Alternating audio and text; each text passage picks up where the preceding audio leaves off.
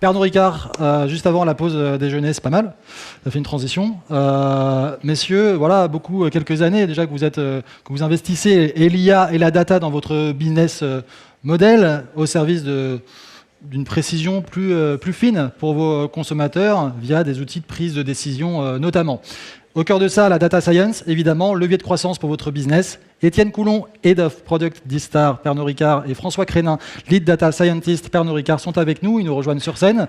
Messieurs, sous vos applaudissements, s'il vous plaît. Merci beaucoup. Je vous en prie. Merci.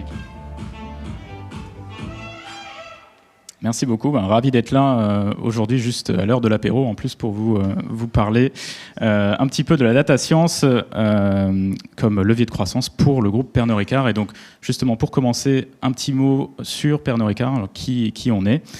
Donc, quand vous pensez à Pernod Ricard, vous pensez peut-être à ça, au sud, à Marseille, à la Nice, et peut-être même à cette campagne borne à Marseille pour Ricard. Et c'est vrai, ce sont bien les racines de Pernod Ricard avec ce produit. En revanche, aujourd'hui, le groupe Pernod Ricard s'est beaucoup internationalisé. Donc aujourd'hui, nous sommes présents dans environ 75 marchés, donc des filiales de Pernod Ricard dans toutes les géographies à travers le monde, qui distribuent toutes nos marques et qui sont nombreuses parce qu'aujourd'hui, nous avons presque 250 marques dans notre portefeuille, donc on est bien au-delà de juste Ricard et de juste l'anis, parce qu'on est présent dans toutes les principales catégories des vins et spiritueux. Donc pour citer quelques marques connues, le scotch whisky Chivas Regal, le gin Beefeater, le rhum Havana Club, le cognac Martell ou encore le champagne Perrier Jouët, donc tout un ensemble de marques que nous distribuons. Et donc un environnement multi-marché, multi-marque. François, comment est-ce qu'on peut utiliser la data science pour nous aider dans cet environnement ? Oui, alors l'industrie du spiritueux est un environnement assez complexe à naviguer. Donc, nous opérons sur énormément de marchés très différents, que ce soit en termes de législation, de voies d'accès au marché, et aussi des marchés qui sont soumis à des tendances de fond plutôt globales et qui nous amènent à gérer en fait un portefeuille de plus en plus changeant, et notamment la perte de fidélité pour une marque donnée ou encore la demande accrue d'innovation. Donc pour faire face à ces défis et booster encore plus la très bonne croissance de Pernod Ricard, nous pensons que la data et l'IA sont un levier de croissance important. Alors, on a pensé notre modèle de croissance avec la data et l'IA en mettant l'expertise humaine au centre. C'est-à-dire que nous pensons que nous n'allons pas substituer l'expertise humaine avec la data et l'IA, mais que bien au contraire, la data et l'IA sont là pour l'enrichir, l'amplifier et la véhiculer à travers le groupe. Donc, comment nous sommes pris en pratique ? En fait, en concentrant nos efforts sur des programmes clés qui ont été choisis sur leur valeur business. Donc, potentiellement, les nombres de croissance supplémentaires que ça allait rapporter. Donc, nous avons le premier programme, Vista RevUp, qui a pour but d'optimiser les promotions en point de vente et le pricing de nos produits. Un deuxième qui s'appelle Matrix, qui a pour but d'obtenir l'allocation optimale de nos investissements marketing. Et enfin, Distar, qui est le programme sur lequel nous travaillons avec Étienne, qui a pour but de maximiser l'impact de nos forces de vente en leur proposant des recommandations de visite et d'action en point de vente. Exactement. Et donc pour aller un petit peu plus loin sur Distar, donc vous vous doutez bien qu'on utilise chez Pernod Ricard des outils de CRM, des outils SFA, Salesforce Automation depuis bien longtemps. Mais l'apport de Distar, donc basé sur toute la donnée qui peut être mise à disposition de nos équipes commerciales et donc des modèles data science et de l'IA derrière, nous permet d'essentiellement attaquer deux cas d'usage spécifiques pour les sales. Donc le premier, c'est autour de la planification et le deuxième autour de l'exécution en point de vente. Donc ce que vous voyez ici, c'est justement une illustration de ce qu'on est en mesure de faire avec Distar sur la planification. Donc c'est comment est-ce qu'on peut utiliser de la data pour pousser à nos forces de vente les meilleures recommandations de visites à réaliser sur une fréquence qui ensuite est définie avec le métier, que ce soit hebdomadaire, toutes les 2 semaines, voire tous les mois dans certains contextes. Et l'idée, c'est de pouvoir associer un potentiel de la visite dans le planning du commercial, afin que du coup chaque membre des forces de vente terrain d'une filiale sache quel point de vente doit être priorisé pour cette semaine ou cette période et pour quel motif. Et on peut aussi rajouter à ça dans certaines interfaces ensuite des couches de géo-optimisation qui permettent à la fois d'associer potentiel de la visite et optimisation en fait des routes pour les commerciaux qui ont des territoires assez vastes.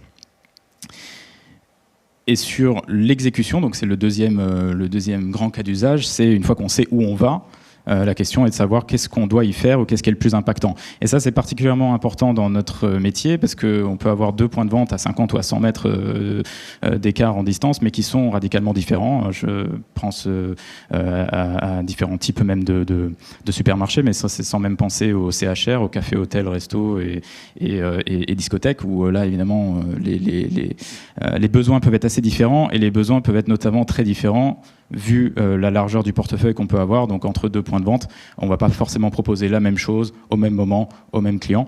Et donc c'est là encore, grâce à nos modèles Data Science avec D-Star, qu'on est capable de proposer les meilleures actions en référencement produit, en potentiel d'un point de vente pour une innovation ou en priorisation de tel ou tel client pour une promotion à venir. Donc tout ça, on a réussi à le mettre entre les mains de presque 2000 commerciaux dans le groupe aujourd'hui qui utilisent D-Star dans leurs activités quotidiennes. Et c'est ça qui nous permet effectivement de créer pas mal de valeur. Donc, comme je vous le disais, la transformation digitale chez Pernod Ricard repose sur le triptyque expertise humaine, data et IA. Et donc cette combinaison se retrouve assez naturellement dans l'architecture de nos solutions. Donc par exemple, sur D-Star, on a des briques algorithmiques, notamment du clustering d'outlet qui nous permettent d'identifier des opportunités et qui nous permettent de générer des recommandations pour nos commerciaux. Mais ces algorithmes sont quelque part contrôlés, hyper paramétrisés, par des experts métiers via des web apps, et ce qui nous permet en fait d'assurer un alignement constant entre les recommandations que reçoivent les commerciaux sur leur tablette, dans leur SFA, et la stratégie commerciale des marchés. Et donc effectivement, vous imaginez qu'on s'amuse beaucoup en le faisant, mais qu'on ne fait pas tout ça juste pour s'amuser. Donc on vous promettait de montrer un petit peu quel est l'impact business de D-Star, et donc je vais vous partager un cas assez précis qui est typiquement sur une marque dans un État américain sur un temps fort donné. Donc là, en l'occurrence, il s'agit de Jameson Black Barrel, donc dans notre gamme Jameson Irish Whiskey, qui était donc proposé pendant le temps fort de la Saint-Patrick's au mois de mars. Et les recommandations de points de vente prioritaires pour référencer Jameson Black Barrel pendant la période ont été poussés aux équipes commerciales de cet État américain pour le temps fort. Et le résultat est celui que vous voyez, donc plus 80% de croissance du chiffre d'affaires sur cette marque pendant la période, donc un impact direct des recommandations sur le business. Et un impact aussi en interne, puisque de plus en plus de personnes dans les filiales insistent pour le déploiement de notre solution. Exactement, et du coup il y a quelques facteurs de succès évidemment qui sont importants dans le développement de ce genre de solutions. Donc pour vous partager un petit peu notre expérience, si vous vous embarquez dans ce genre de développement chez vous, le sponsorship c'est très important. Nous on a eu le soutien et le sponsorship de notre COMEX qui a vraiment aidé à prioriser les développements des 3 programmes que François mentionnait tout à l'heure.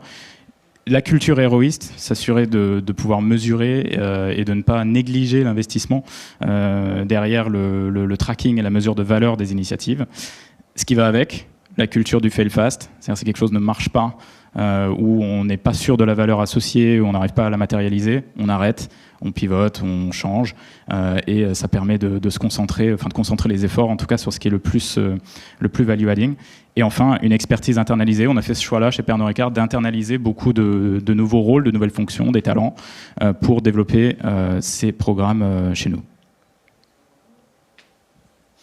Donc, un des enjeux majeurs quand on essaye de déployer un programme comme D-Star à grande échelle, c'est d'arriver à combler le gap entre, d'une part, des équipes commerciales qui ont beaucoup d'expérience et qui ont des habitudes de travail très ancrées, et d'autre part, des équipes techniques qui sont expertes techniques mais qui ne connaissent pas les réalités du métier, mais qui sont là quand même pour transformer les habitudes de travail des commerciaux.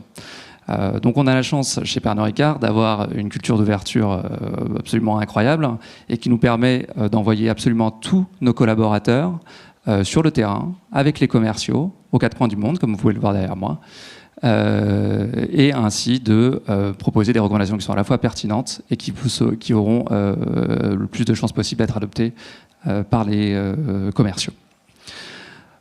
Donc, comme vous le voyez aussi derrière moi, on a recruté massivement chez Pernod Ricard pour soutenir cette transformation digitale. Donc, on a 150 profils, des data engineers, des ML engineers, des data scientists, des product owners. Et donc voilà, si vous aussi, vous avez envie de participer à cette aventure et de venir dans une entreprise très conviviale qui a des locaux absolument incroyables, comme vous pouvez voir derrière moi une de ces nombreuses terrasses, n'hésitez pas à postuler à nos offres. Merci beaucoup. Voilà. Merci beaucoup, messieurs.